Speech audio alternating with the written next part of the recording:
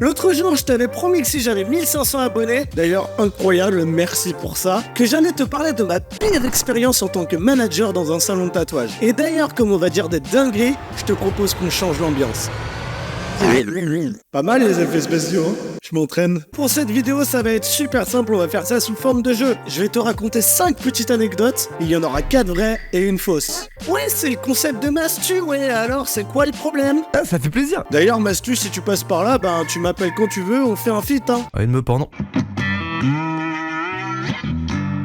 Avant de commencer les petites histoires, faut que je vous pose le contexte. Pour des raisons évidentes, je ne vais citer aucun nom de shop et aucun nom d'artiste. Je suis pas là non plus pour casser des carrières. Et derrière cet aspect un petit peu fun et ludique, j'ai aussi beaucoup envie d'éveiller les consciences. Et si ça peut montrer quelques red flags qu'il faut éviter avant d'aller se faire tatouer chez quelqu'un, bah ça peut être cool. Merci aussi à Bruno, plus connu sous le nom de 13, qui est un body percer et qui était manager dans la même structure que moi. Et du coup, pour cette vidéo, il m'a aussi raconté quelques petites dingueries que lui, il a vécues. Bref, au niveau de la structure, il y avait donc 2 shops. Et moi j'étais manager dans celui de Montpellier. Manager dans un salon de tatouage, c'est pas compliqué. Globalement, c'est secrétaire amélioré. T'es là pour la bonne gestion du shop, gérer les clients, gérer les stocks, gérer les artistes tatoueurs et commencer les projets. Et j'étais aussi body percer. Et en fait, ce shop, il appartient à une personne et son fils tatoué dans le salon où moi je travaillais. Donc un petit business familial sur lesquels il y avait des choses un petit peu bizarres et en plus je pouvais rien faire. Globalement, mes anecdotes, elles vont tourner toujours autour du même personnage, donc le fils du fameux propriétaire, qui était le tatoueur résident numéro 1. Allez, première petite anecdote, je l'ai appelé « Les bons comptes font les bons amis ». Donc mon but à moi, c'était de recevoir les gens qui vont se faire tatouer. Donc tu vas avoir des longs projets et t'as aussi ce qu'on appelle le walking, c'est-à-dire que c'est quelqu'un qui rentre, qui sait pas vraiment ce qu'il veut se faire tatouer et t'échanges vite fait avec lui. Dans la journée, il peut avoir un rendez-vous si t'as de la place ou la semaine d'après. C'est souvent des petits projets assez simples à réaliser, comme je sais pas, des petits lettrages, des petits symboles, ou alors, en ce qui nous concerne, des chiffres romains. Une semaine, j'ai une personne qui me demande à inscrire une date en chiffres romains. Alors là, je t'avoue qu'aujourd'hui, je ne sais plus quelle date c'était. Et quand tu vas te faire tatouer, souvent le tatoueur donc te fait un stencil, c'est-à-dire une sorte de calque. Tu peux voir ton tatouage et une fois que ce petit calque est validé, tu pars en session tatouage et tu ressors tout beau, tout frais, tout pimpant. Ça, c'est quand ça se passe bien. Je pense qu'avec le titre, tu l'auras compris. Ce tatoueur s'est trompé sur des chiffres romains. À la boulette. Et tu as vraiment des convertisseurs sur Google, tape convertir 1912 en chiffres romains et ça te donne tout le truc. T'as plus qu'à copier ça sur Photoshop, faire ton stencil et c'est tout. Le mec a réussi à louper des barres sur une date en chiffres romains. On va dire qu'il a eu de la chance puisque globalement il avait fait un 2 au lieu d'un 3, donc il y avait juste une barre à rajouter et ça s'est fait au niveau des retouches un petit peu plus tard. Mais là où ça devient grave, c'est que du coup moi je suis censé gérer ce genre de problème. Je te jure que vraiment, littéralement, 5 ou 6 jours après ce premier loupé, il m'en fait un second. Puisque t'es con, t'es con. Et là, je te parle même pas de technique, hein, c'est même pas genre il tatoue mal. Non, c'est juste, il tatoue pas le bon truc. Et je pouvais jamais rien lui dire parce que moi je tatouais pas, son papa c'était mon boss. Et le mec avait un melon comme as en mode non mais moi je reviens de telle convention, j'ai vu les meilleurs, je me suis fait tatouer par les meilleurs. Dans 2 ans, je retourne tout le tattoo game.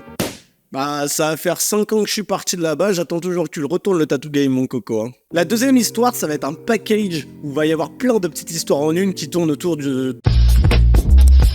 Voilà, genre explicite, c'est bon?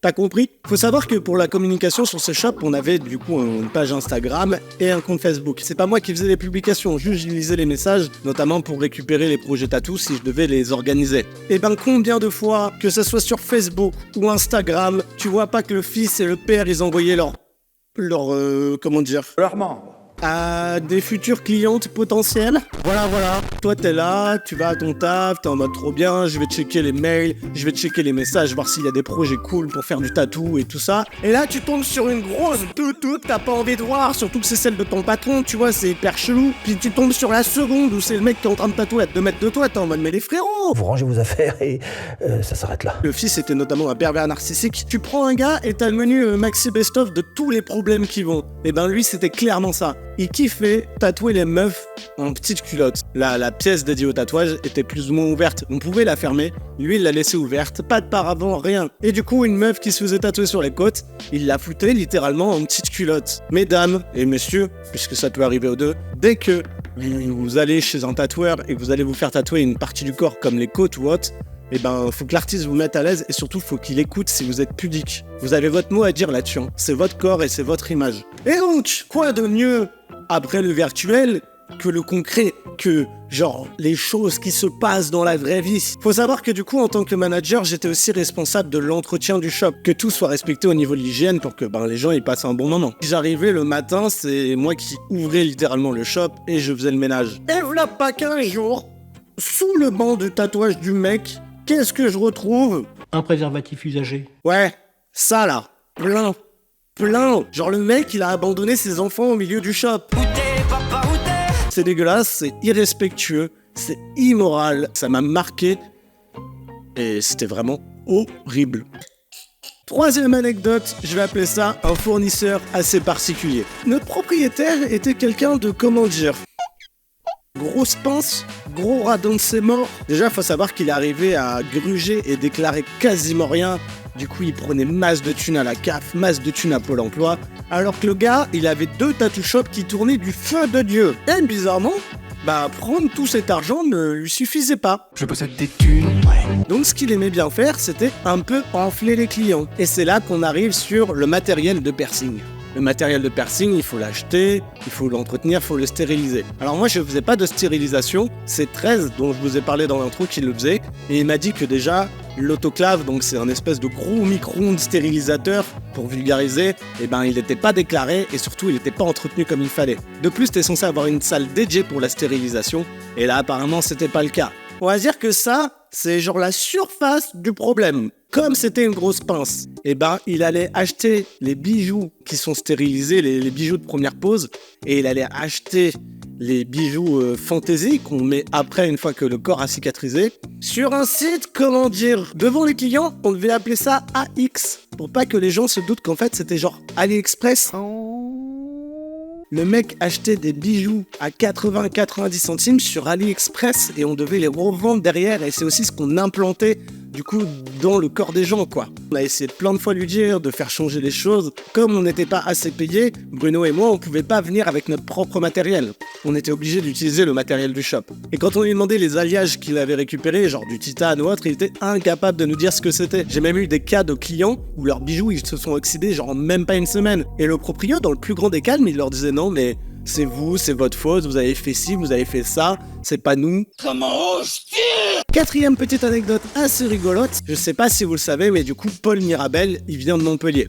Salam les Roya. Pour ceux qui connaissent pas, c'est un humoriste, mais voilà, sachez juste que de base, il est montpelliérain. Et Paul, c'est plutôt une personnalité timide, introvertie, je sais pas trop comment qualifier ça, il est plutôt dans une personnalité discrète. Eh bien, sachez que Paul est venu se faire tatouer dans ce tattoo shop. Un tatouage très discret au niveau de la cheville, un tout petit tatouage, un tout petit symbole. Le petit tatouage Mimi. Et donc, en fait, j'ai connu Paul Mirabel et je me suis occupé de lui avant qu'il soit très connu sur Internet. Voilà, c'est une anecdote assez courte mais assez fun. Donc, je vous la transmets comme ça, vous en faites ce que vous en voulez, ok ?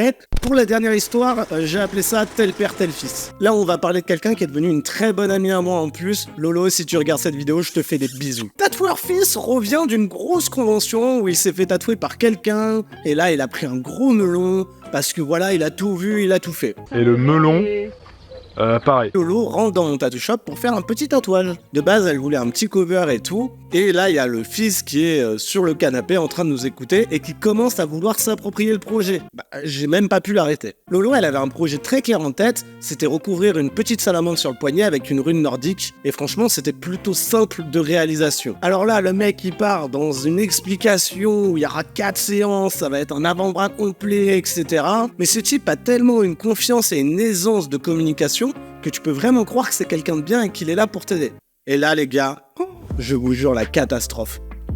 Première séance, je vois ce qu'il est en train de faire et littéralement, il n'y a rien qui va en fait. Bref, c'est la merde. Je me dis, vas-y, c'est la première séance, je l'ai déjà vu tatouer, il y a des tatouages qu'il a quand même bien réalisés, on va attendre la deuxième séance pour être sûr. Et pendant cette deuxième séance, c'est pire que la première. On va boire un café du coup avec le mari de Lolo, et là, je lui déballe tout quoi, mes craintes, mes peurs, etc.